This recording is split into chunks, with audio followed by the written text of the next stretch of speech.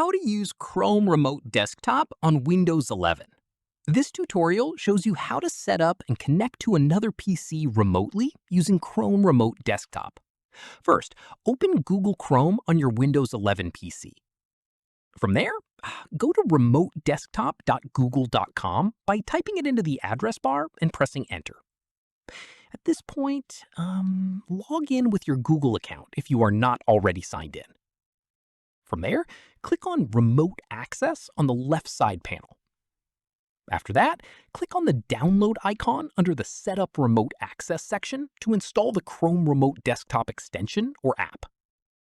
In the next step, once installed, click on Turn On and follow the on-screen prompts to set up your PC for remote access. From there, enter a name for your computer so you can identify it later. Once done, set up a PIN that you will use to access this PC remotely and click on Start.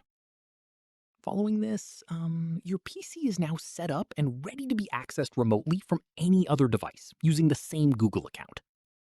From here, to access this PC from another device, go to remotedesktop.google.com on that device and click on Remote Access.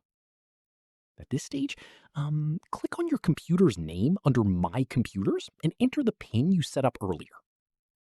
After this, once connected, you will have full control of the remote PC's screen, keyboard, and mouse directly from your browser. Keep in mind, both the host PC and the device accessing it remotely need a stable internet connection for Chrome Remote Desktop to work smoothly without lag or disconnections. Finally, go back to remotedesktop.google.com and confirm your PC is listed and ready for remote access whenever you need it.